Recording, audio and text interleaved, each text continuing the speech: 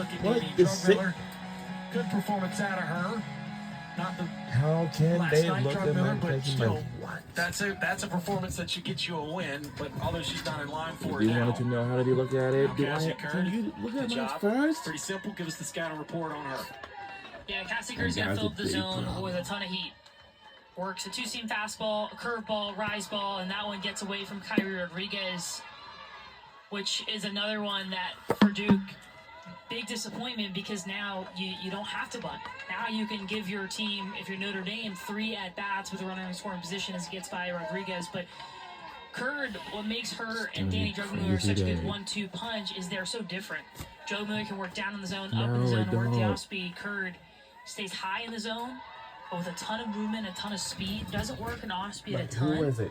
So for Notre Dame, the key is to get timing, Don't tell me find your barrel out in front of you early, and then just know the pitch is going to come over the plate at some point in that bat, especially in a 2-0 count. You can pick a spot. There's the 2-0 offering. That's in there for a strike. I'm not made a full decision yet, but it's big. There's Curd with the very deliberate lean back. I know you liked how I leaned back when I said that in the chair. Perfect. 2-1 to count. Here it comes. Tell you what, she certainly will have no problem with her back. That's one way if you have neck problems, is to lean back like that and put your elbows, try to touch your elbows together. So she'll be good to go. Here's the 3-1. That's hit square in the air, out of play. And the count will run full. So it'll be Levitt, Houlihan, and possibly Cortez for Notre Dame. As this is crucial moments for the Fighting Irish, who are 20-26. They're trying to keep pace to stay in the ACC tournament. As that's fouled back again. They have the mirror record of Duke right now. Actually, they will no matter what. They're 6-14 in the ACC. If they win, they'll go to 7-14. Duke will go to 14-7. As Curd has a full count. Early standing at second base after the wild pitch. Here's Curd. Foul back again as Levitt having a good QAB. Making her work there. Yeah, and if Notre Dame can just push one, I think the confidence level goes up tremendously for Castor next half inning when she has to face the top of this Duke order. But for Duke right now, if Curd can get this first out, they begin to relax a little bit here in the top half of the 7th. Ball 4, 2 runners on. That's a tough situation to come in anyway. And now, no outs. Runners at first and second. Houlihan, the lefty, coming to the plate. Is this where you bunt? Absolutely. Yeah, this is a bunting situation in my mind because you got Kaya Cortez, and then you got Caroline O'Brien right behind her, who's proven she can make contact, especially off Curd, who she had some good ABs off night 1. They're not going to. They're going to swing away in there for a called strike. 0-1 to Houlihan. Houlihan got an infield single her first time up, but was a part of that double play that Cortez hit into. That was back in the second inning. Here's the 0-1. Fouled towards the left side. 0-2. Another piece of the equation, whether to bunt or not to bunt, Curd has such natural movement up in the zone. The last thing you want is to turn around to sack and then pop one up to the infield. Those are just so deflating to an offense. So head coach Chris Ganoff going to go with the swing away. Wild pitch. And everybody moves forward.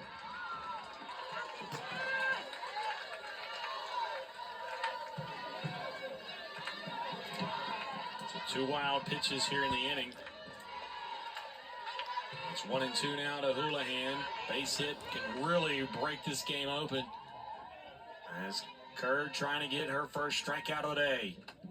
Ball 2.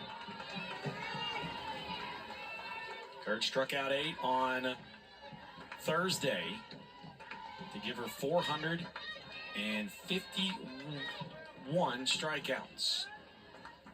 Here's the 2-2. Good blown right by her. 452. 1 down. Nice job by the junior to bounce back after the 2 wild pitches so far in this inning. Curveball up and away. Houlihan cannot do any damage with this, but that's what makes Cassidy Curd so good. As a viewer, you sit there and you're like, why would you swing at that? That's the movement and the speed and the deception that Cassidy Curd brings. As we see a pinch hitter for Kaya Cortez. It'll be Rebecca Eckhart. Pinch hitting for the Irish is number 2, Rebecca Eckert. So Eckert will come in. Righty against the lefty. Eckert, the freshman out of La Mirada, California. 1 home run, 2 RBIs. As Curd coming in with a 3.28 ERA, and she throws the first pitch high for ball 1. Runners at second and third. 1 out. Duke trying to keep the run deficit at 1. Here's the 1-0. Right down Main Street, called strike, 1-1. And Eckert was 0 for 2 in her effort earlier this week against Duke. 1 walk and 2 strikeouts. Here's the 1-1. That's in. Kind of handcuffing her there. 2-1 now the count. In the infield, in front of their bases respectively. Outfield, center fielder Deanna Jennings shaded a little bit towards left center on the 2-1 from Curd. Right down the pipe, 2-2. It's a big pitch right here. If Curd can get a strikeout here, the pressure then goes on Notre Dame. Here's the 2-2. Curd rocks and delivers. Full count. And Eckhart was 0 for 2 in that first game, but looking back at my notes, had a really quality at bat where she drew a base on balls early in that one. She had, yep. Yeah, no, it didn't show up as a quad, but that was in a bat where she battled pitches, she worked deep, and here we see again 3-2 in the 7th. Payoff. Ball 4, bases loaded now. So here comes Caroline O'Brien with the bases loaded and 1 out here in the top of the 7th. The one good thing that it does do, it does bring the double play back in. Second in number 27, Caroline O'Brien. So Caroline O'Brien, the freshman out of Chicago, Illinois. Marist High School, which if you're flying in to Chicago, you can see their football stadium right near as you're flying in. She's had a good weekend. Can she make it even better? And she checked her swing there, rightly so. Ball 1. Can Duke get out of this one unscathed? That's the big question. Infield in. Who's going to step up? 1-0. Strike 1. And there we see Cassidy Curd. We talked about her ability to work up in the zone, but she also has incorporated a drop ball to kind of create the north and the south. And so as a hitter, you can't preset for a certain plane, goes to the drop ball there, gets the first strike of the at-bat. That one fouled out of play. 2 strikes now. I think, would you say, obviously they don't want them to score. That's given. But if you can avoid facing Amaral here. Yeah, of course. I mean, that's why I would even consider putting your middles back a little bit to maybe create a double play. Difficult because they have the spray chart for O'Brien. That one lifted towards right field. Terrell comes up, makes the catch. Here's the throw home, and it's not in time. It's a little bit off, and it's 5-3. And we had just taken in the lead by 2. And so the run does score, and Notre Dame adds to their lead. They're up by 2. We have added to our Caroline O'Brien, lead the freshman, even has come further. up clutch in a number of ways, this Notre Dame team here. Sack fly out to right. Aaliyah Terrell does a great job of charging it, but it's the throw that goes up the line. Rodriguez unable to get it on the short hop. Curd, great job backing up there. But ultimately, Notre Dame gets an insurance run. And now, Emily Tran at the plate, Addison Amaral on deck. You mentioned it, Chris, for Duke. Anything you can do to avoid having to face Amaral.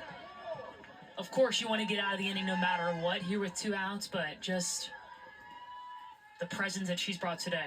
There's Tran, base hit right side, and it's And it 6-3. scores, and Big it's hit by Emily 6-3 Tran, right second now. of the day. As Levitt scores from third base. And here's another look at Amaral. Addison Amaral today started off the scoring in the top half of the first, takes a rise ball 240 feet out to center, and then it was the big bomb in the 6th. 3-1 count, driven out to left to give her team the lead. 4 RBI on the day for the sophomore, and another opportunity here in the 7th. Yeah, runners at the corners. And Amaral looking to make it a big day for her already. 2 for 2, as we just mentioned. 2 for 3. And both of her hits were bombs. And they were no doubters. The win didn't matter. Can't make a mistake here. Here's Curd with the 1-0. And that one could have been parked out of here. It's watched for a strike, 1-1. 6-3 the tally. Notre Dame leads it by 3. We knew this was going to be a tough series, and Notre Dame trying to squeak a win out here. Here's the 1-0. Swing and a miss, blown right by her. And here's the pitch of the afternoon for Cassidy Curd. This is where the rubber meets the road. You cannot allow a base hit here.